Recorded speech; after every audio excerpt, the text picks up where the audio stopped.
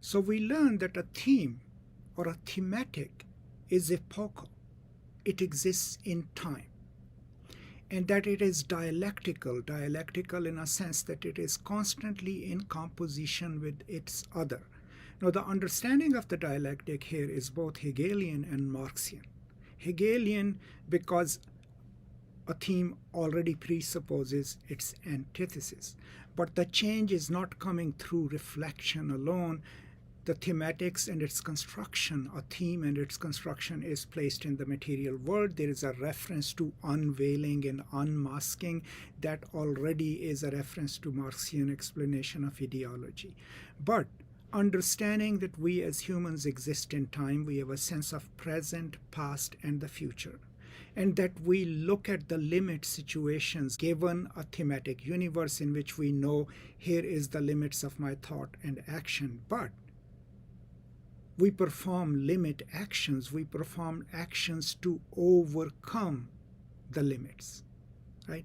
And that's where praxis comes in. But within any given epoch, there is a dominant thematic, there is a dominant theme which is generative because it generates certain sub-themes. So for example, if you live in a society where you are being told or you have internalized this idea that you were born in a certain class or caste, that's the general thematic universe in which you live. But then that unleashes its own micro themes that would tell you, okay, perform the duties of your caste or class. Here are the duties. Here is what you can become. Here is what you cannot become. So the general thematic is underwriting other themes. In a revolutionary society or in a revolutionary education, when we come across a thematic which tells us here is the limit of your flight, instead of giving in to it, a pedagogy of the oppressed will encourage us to overcome that, to pit one dominant epochal theme against its other, right? That is what we did in Marxism, right? That is what the workers were supposed to do. The same principle applies here. The idea is that in any given time, there is a theme that defines what the world is.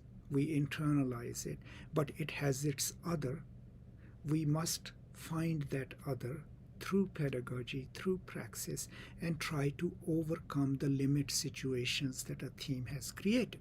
Now, what he's then also trying to tell us is that in any given epoch, in any given thematic universe, there are those who are in favor of the dominant theme because it props them up.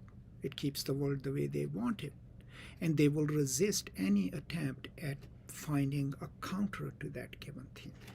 That is where the revolutionary praxis comes in, because our job then is to see in the future a feasible possibility, something that can alter the thematic universe in which we live. In the process of seeking that, we will need reflection and praxis, but we will also have people in a dialectical context who will try to maintain the status quo. Because if for me and you and anyone else, there is a world beyond this world, right, that can change the status quo, we see it as a place of promise, as a praxis of promise, but there will be people who will see it as a threat to the system as it exists. So the purpose of developing a problem-posing education then is to figure out what epochal theme we are in, what is our place in it. That can only happen through reflection, and then through practice we try to change that. In trying to change it, we already understand the thematic universe in which we live. Without understanding it, we cannot change it. But we also understand that there will be material opposition to it.